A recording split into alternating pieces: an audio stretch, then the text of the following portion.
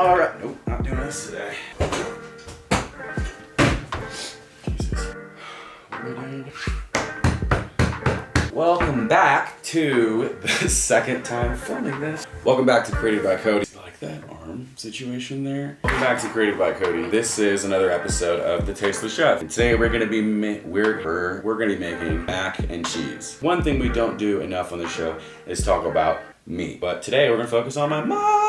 My mother. My mom, her name is Elizabeth, but I call her mom because I'm not a psychopath. Needless to say, she was really busy, and some of the stuff that she would cook would be awesome. And there's a few recipes in particular that hitters. Mac and cheese comes to mind, carrot cake, chicken soup. There were a couple great ones. There were a lot of questionable ones too. So today I just wanted to highlight a recipe that I got from my mom. The keys to this mac and cheese: two kinds of noodles. You have to have a dope sauce, you have to have super good filling, and then you have to have optimal crunch. So something on top. No, can you not, right? Yeah, can you not right now? No, hey! No, yeah. Stop. Jesus. Ice machines these days. Alright, well before this thing interrupts me again, welcome back to the and welcome back to the channel. This is the Tasteless Chef episode 2!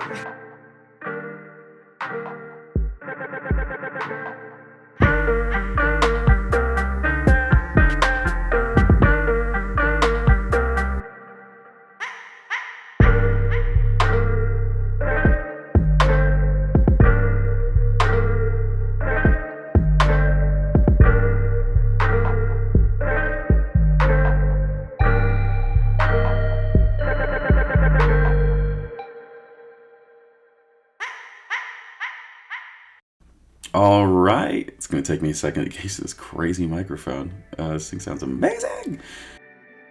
To start off this recipe, we want to get through the brunt of our knife work. So to start our sauce and filling situation, let's work with these onions.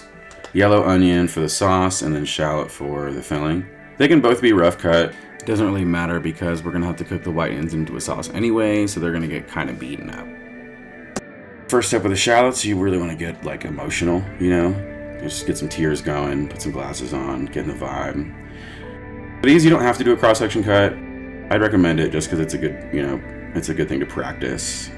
But the main thing you want to keep in mind here is just make sure that everything is the same size for the filling. That just ensures that everything will cook more evenly. With the broccoli, it doesn't necessarily matter because we kind of want those chunks, a little textural difference. We're going to roast those in the oven later. I don't know why I keep doing that accent. In terms of the peppers, you hella don't need to put peppers into it. My mom definitely wouldn't have, but this is your mac and cheese. Live your life, do whatever you want. So I got a couple of these joints, poblanos, jalapenos, and this red guy. I'm just gonna keep them the same size. I'm gonna de-seed them because I don't feel like being too crazy today. And once you get those all nice and lovely, then we're gonna work on our corn. Paper towel on the bottom, that way when you have your knife running through it, it doesn't just like clink right into the bowl, I think is a technical term. Package that joint up, and this is the majority of your meats right here. Now, obviously optional, but who doesn't love bacon? And if you don't, totally fine. You can go all vegetable, all protein, doesn't really matter. It would just always make me super happy when my mom would make it with bacon. So, for the first part, cut into a small dice, and this will build the base of our cheese sauce. For the second part, keep these pieces a bit larger. You want to roast these at a similar size like to the broccoli. Both of those things are going to make up like the largely textural differences in your mac and cheese. And there you go. That makes up our mise. Now we're getting ready to build our cheese sauce and our filling situation. So let's work on this cheese. And now this isn't my Roboku, but oh my god, I swear, I've used hundreds of these things, and I don't know what was wrong cosmically. Gatorade wasn't in retrospect or something like that, and now I'm just, performing this little art demonstration. We're processing our cheese ourselves because the pre-shredded stuff, similar to our episode last week, has modified starches that you just don't want it thickening your sauce for you. This is your mac and cheese. You thicken it when you want to. Don't let this cheese tell you what to do. But yeah, so freeze them into blocks and then buzz them, and then you're good to go. Your cheese sauce mise is almost done. But there's one thing we need to cook ahead of time, and that is the white wine, onion, bacon mixture situation. So bacon into a cold pan. We're gonna bring it up to high heat, and we are going to crisp it up. So the reason why we're doing this, you'll start to see those little imprints, those little bacon ghosts left on the pan. French would call that fond. And we want that. That's what we're trying to build right now. When we add our onions, those are going to slowly release their moisture, and that's going to start to release that fond. And when we finally finish it with the white wine, it's just basically, by the time we get this into a reduction, it's going to be a nice bacony, acidic, round kind of flavor that we really, really want. In terms of achieving balance, I said it again. In terms of achieving balance in a mac and cheese, something that's so, obviously dairy forward, you got to sneak in acidity wherever you can. So by the time we cook this white wine down to this like almost caramel texture where it's really sticking to the onions, they're so packed with flavor. So when we add this into our cheese sauce, we're gonna get this acidic bump without loosening the sauce by having to add like raw white wine. And then just gotta thinly slice some garlic, and then we're good to go. There's your little sauce me's. Yay! So we're gonna start off with the roux. So butter, melt that down better than I did to build our roux. We'll add flour to this. The reason why we're doing this as opposed to a reduction is that it reheats a lot better. And I'm a big fan of leftovers, optimal leftovers. So add the garlic, sweat that out, and then we're gonna add our flour. And then it's just whisk city. Incorporate that, cook it out for about a minute, and then we're gonna add in our onions. As these are so high in sugar and a little bit of moisture content, these are gonna seize up immediately. The moment you incorporate those two things together, add in the cream, and then the milk, a single bay leaf, and whisk until combined. Bring that up to about like a medium-high heat, and then add your cheese.